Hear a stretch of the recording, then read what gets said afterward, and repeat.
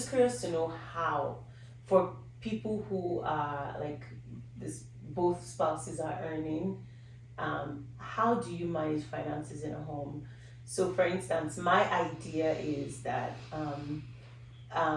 you both have like, you keep some percentage of your money, your spouse keeps a certain percentage, and then you have a joint account where you put like the family money. So maybe you can be contributing like 70% of like your incomes into the family's account. So I don't know if, but I also know that, biblically we're supposed to share everything. So like I'm like, is that biblically wrong to think that, oh, maybe I still want to keep, maybe even if it's just 20% of my money, and then he keeps to, like, yeah, we can put the rest in, but like maybe I still want to hold on to some, like, how do you navigate finances in marriage? Very self-freedom in marriage.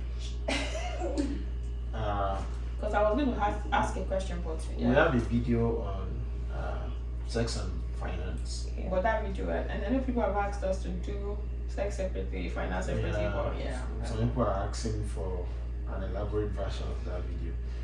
But we did that video to say that sex and finance are two key things that can easily break a home. Easily. And let's narrow it down to finance. Be careful not to marry someone you can trust. Marry someone you can trust with your body and trust with your money. You'll be surprised that some people can trust their spouse with their body, but their money they don't know. So if you have an aspect of doubt about how that person is doing with finance, just take a pause and count your cost. The reason being that if that person is reckless, then the family will be in a big mess eventually. And there's no way you will have money, and if your orientation about money is that this thing is our money, which is the best orientation, then you want to tender it all. And if that person is like, bring it all, let me spend it all, then that's a problem. But what I want to say is this. In family, I think we should bring our 100%. Not your 50, my 50, not your 70, my 30, or my 20, your 80. I think the money you are making is for the family, and the money I am making is for the family. You can now decide to have separate accounts. How you do it, we don't have joint account. But she has access to my account. I have access to her account. She can call me and say, oh, can you please transfer this amount of money? I always call out, in fact. Like, please let me send this money. And you have to trust that person to that extent that you are asking someone to send $50 and the person is not sending $51.2. But even out of bringing 100 together, I believe each person should have financial freedom. There are things she wants to buy. I'm not expecting her to still come and write a proposal. Okay, this is the way I'm going to. This is why. This is why. There are some basic needs, especially for a woman. There are some basic needs that it's a no-brainer. The person, it should be readily available. So by the time you are going to write a proposal to your husband to get those things, something is not hard enough. I believe his family money should have access to it. It should get to a point whereby I believe you are going to be prudent with our money. So you have access to it, but I know that you are going to be prudent with it. You won't spend it on Ashwebi anyhow. Buying 50 yards, things like that. That's my perspective about. If you now have separate accounts, it doesn't matter. What is very important is the trust issue. If that trust issue is missing, even if you have coded accounts, there will still be trust issue. Yeah, and in fact, thank you so much, because I think you wrapped it up like nicely. I just wanted to speak specifically to certain issues when it comes to finances. I always say it's like, I can't imagine giving because my body is very precious to me. I can't imagine giving my body to someone, and then what is finance? Like that's something that I just can't even imagine. But, and I also understand that we are coming from different backgrounds. Yeah. Some people, they've seen maybe their parents reckless, their fathers reckless with the money, and the moms have told them that, well, as a woman, you always keep So something. that's Always keep something. Always keep something. not Do you understand? So it takes a re-engineering. You're making Tasia to be lost. Yeah, okay. All right, I so am not. I'm okay. it takes a re-engineering, to be able to say that, okay, now this is my home. Yeah. This is this person I'm dealing with. Oh, this was my parents' experience, but they are not in my marriage.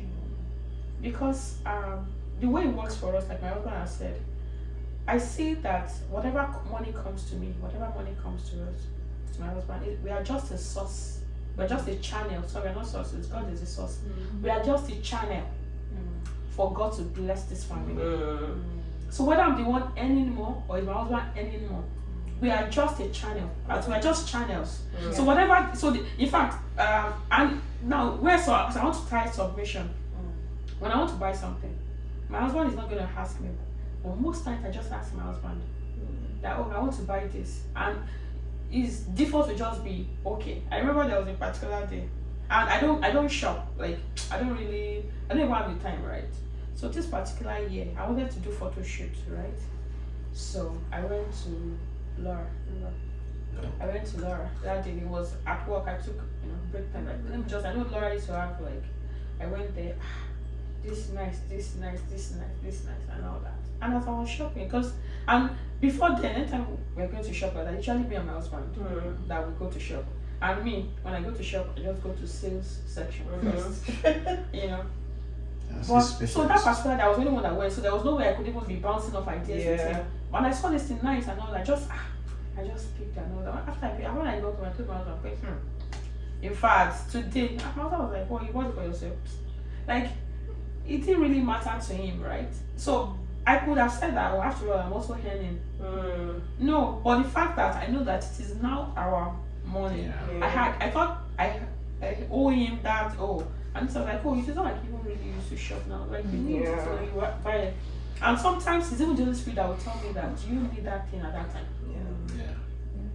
Right? Even though, like, in fact, there was even one that happened, like, because I have a particular place where I shop and all that, so I saw nice things, and then I picked few in the cart, and I sent a message to him that, oh, I saw these nice things, and I would like to buy. I was like, okay.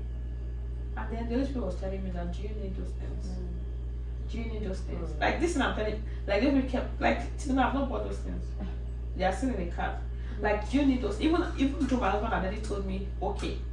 Like, do you need those things? Why do you want to buy them? Why now? So it takes a place of, are we really submitted to God to really guide us part time? And also, there's also the reason why you might, because the question I was going to ask you immediately is that why do you want to keep that 30%? That's a good Why? question. I think that maybe this is just what I tell myself, but I think there's a part of me that tells myself, yeah, what if I want to surprise him? What if I don't just want to go to him for every... Okay, so that's, for example, so like I said, we don't have joint account, but at any time, I can access to an account, even though I don't. I can, like, because I know that it's very prudent. So if, like I said, like, if I even ask him that, oh, how much is my account? That's, because even for me, laziness to even log into my account and check, like, how much is my account, that's how we roll.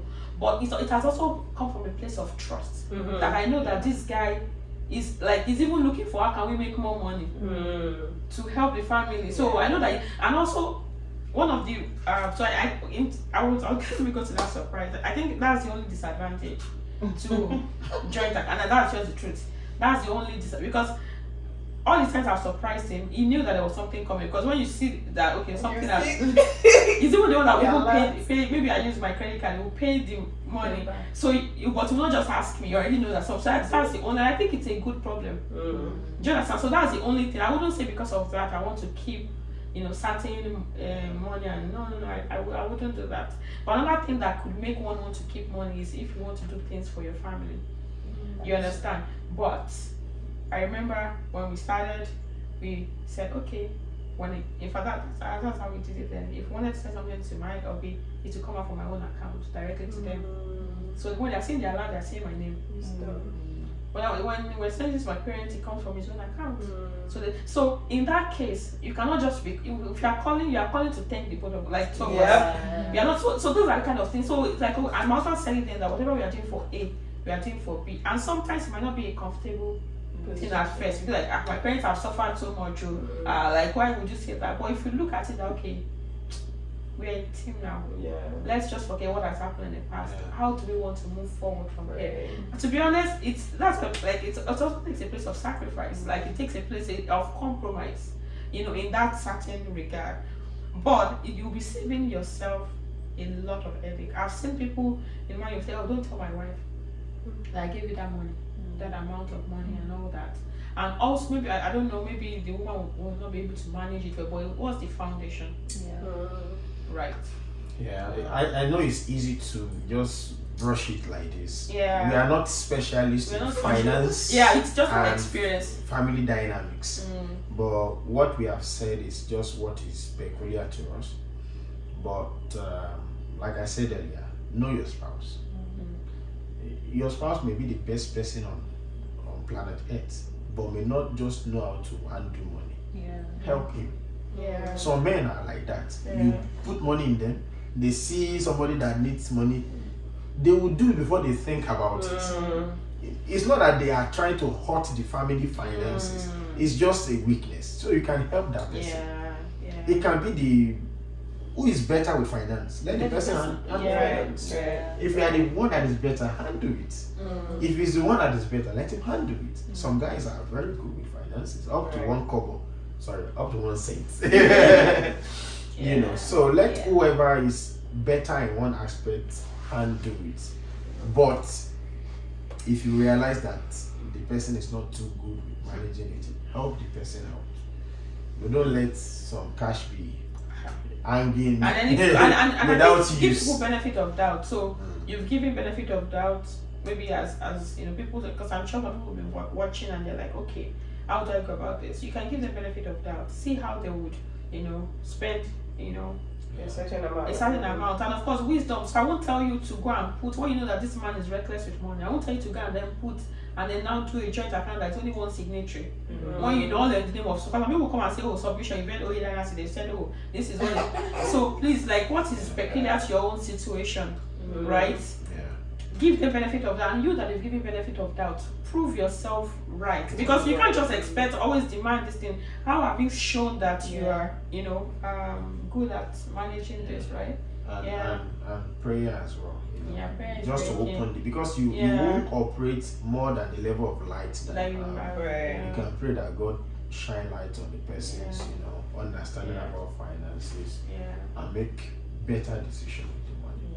But it's very It's critical. very critical. And I think I should also mention that sometimes we don't reach, when the Bible says that one which is 1,000 and two which is 10,000, coming together to become one is actually what makes you to chase that 10,000. Right. And how do you become one if certain areas of your life, if you are still divided? Divided in that aspect. Right? I feel that people should not be able to see from outside who earns what. Yeah. Your children should not be able to know who Yeah. earns what. Yeah. Right? It should not be sin. But when it becomes sin, then you should also check it, right? But, So it's not a one size fits all. Understand your spouse, Yeah. understand Yeah. your family dynamics. Who is making the money? and who is making the money today might be, might not Might not be the person that will make like it. but if we see ourselves as channels Yeah, of blessings yeah, to this yeah, family, yeah. we would treat the money Yeah. like we would treat it Right. better. Like, oh, I'm just a channel right now. In fact, there was a particular time I wanted to do something for a member of, I'm not going to a member of one person's family, one person, and the money that we're going to use for that thing was coming from the spouse. So let's say I wanted to do something for my own family, and the money was coming from like the source. No, not the source. The channel was for my husband, for example. And I felt like, oh, this guy is giving his all. So he's not saying that, oh, it's my salary that we are using and it's your family that we are using it for. Something like that. Right. So if you see it like that way, it's Wow. Thank you. Anyways. Thank you Thank so you much. so much. Yeah. Yeah.